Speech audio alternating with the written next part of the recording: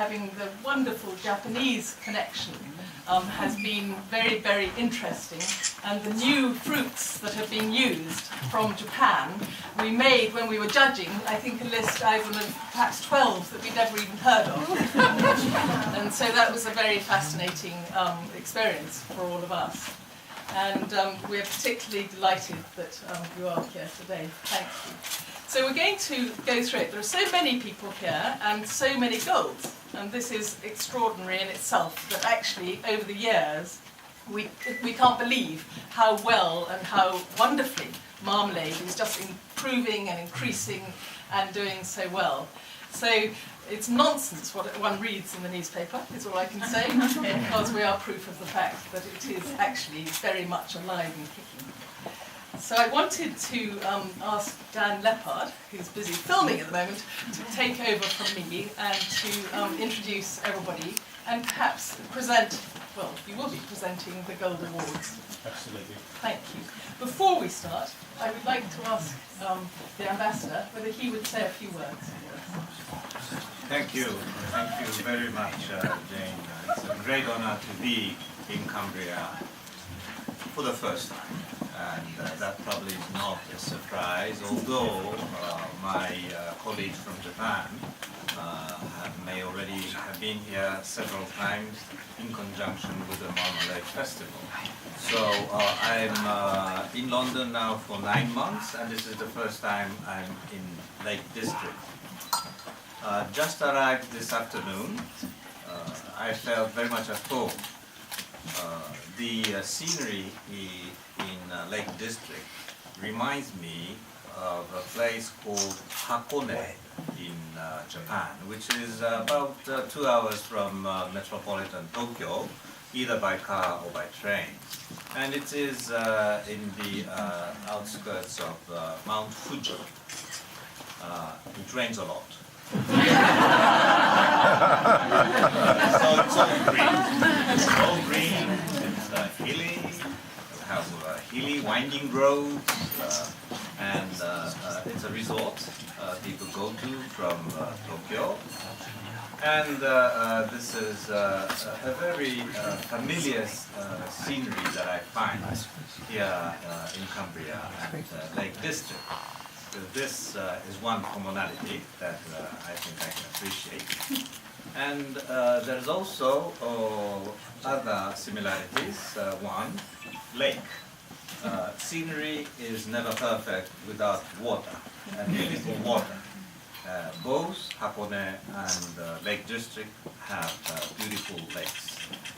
And when the weather allows, the beautiful blue sky that colors both the beautiful green as well as the deep blue water, so you have a fantastic view that you can enjoy. There are a few things that are different between Hakone and Cumbria. First, in Hakone, because it's in the Mount Fuji district, which is still a lively volcano, there is hot spring. So we call this onsen in Japan. So people will go, stay in these hot spa, take a hot bath, and then drink sake in the bath. Hopefully they will not be too drunk and not be able to come out. And then have a very relaxing dinner in the tatami, the floor mats rooms. That is not something you have here, but I am staying at a nearby hotel which offers the fantastic view of the lake and the beautiful garden, and of course the room is very well equipped in the British country style. So both resorts have this fantastic accommodation. There is one thing that is different, but also similar in a way, is insistence on good food. And this, I think, is quite common, both in terms of the national insistence, if I may say so, of the British and the Japanese people. The Japanese for some reason, don't go for cheap food. They go for good food. And of course, they will hesitate to pay a huge amount of money, but price in itself is not the decisive element of what to eat. In Japan, if it's high quality, the price of the food doesn't necessarily work as an obstruction for a good sale. And this is what I'm sure Fortnum Mason understands that very well, and therefore Fortnum Mason tea, Fortnum Mason jam, Fortnum Mason marmalade, they all sell very well in Japan. And of course it's teaming up with the Japanese, another brand named Mitsukoshi, which is one of the brand department stores in Japan. Now, marmalade is unique, uniquely British, if I may say so. It is not in Hakone, but we are developing. I just met a lady from Shizuoka, which is also an area that can enjoy the view of Mount Fuji. They grow oranges and they make marmalade. And I think they are also prize winners in this festival as well. And there are other places in Japan that also makes marmalade, and that's why you have many Japanese come to this festival.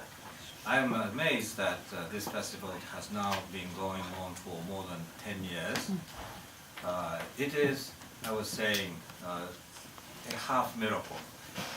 Of course, miracle is produced by God with no human intervention or engagement, but this would not have happened if a great lady would not have taken the initiative of starting it. If you think the number of countries that are participating, and I've never seen this many jars of marmalade in one day.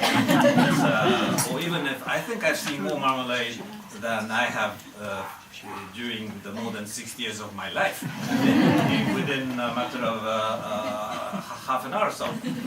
And these things don't happen. This is not something you could produce out of the blue. It takes a great deal of effort. And I know that people who do public work know it, because unless you can have people helping you and move this mountain forward, it never would have happened. But it doesn't happen if there is no person that starts it. So of course, the crown jewel of everything goes to Jay.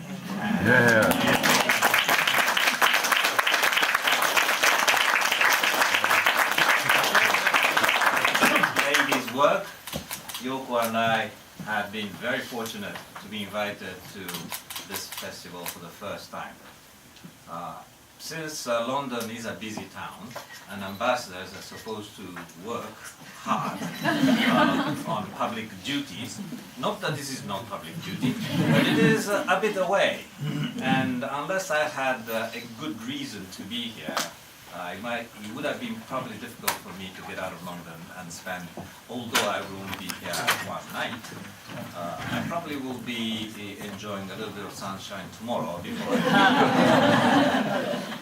but more than that, I am very, very gratified that I have been welcomed by the people of Cumbria de la Main, and of course people who have in fact produced marmalade, each and every one of you.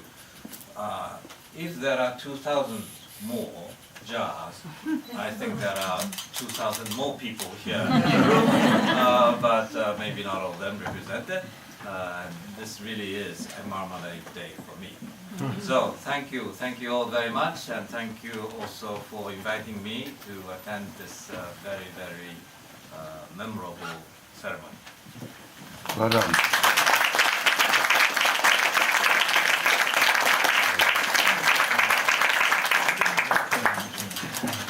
A great Your Excellency, thank you for your very kind words. It is raining today, but normally it is wonderful sunshine. And as I said to you before, it is all the Americans' fault, it's all time. And Mr. Hironaka is here as well. He is the Agricultural Minister from Japan, seconded currently to London. And I'm hoping we can get him to come down to Kent to talk to us while you're here, and perhaps come back to Cumbria later on this year. I know there'll be a lot of people who'd like to talk to you.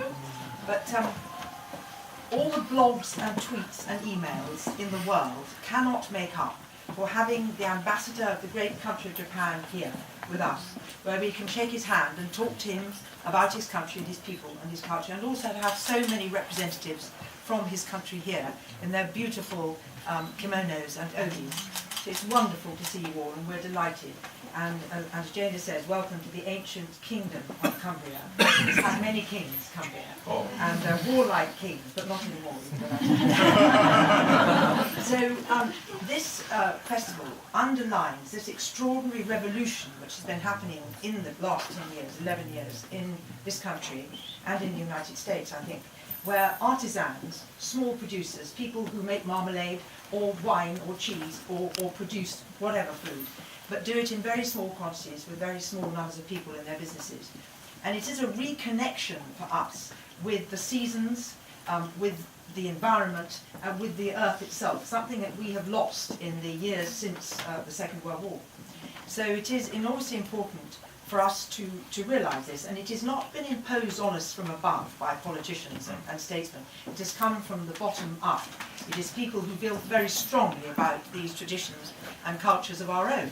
Britain is often accused of not having much culture, basically. I'm half American, and I profoundly disagree with that. I think that the British have enormous culture and tradition, and this is one of them.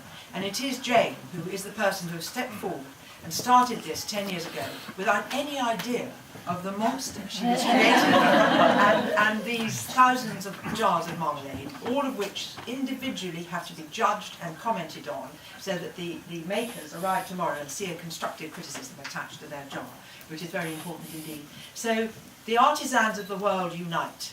It is something we can't let go of this. It's not a fad, it's started now, and whatever we do, we have to keep it running.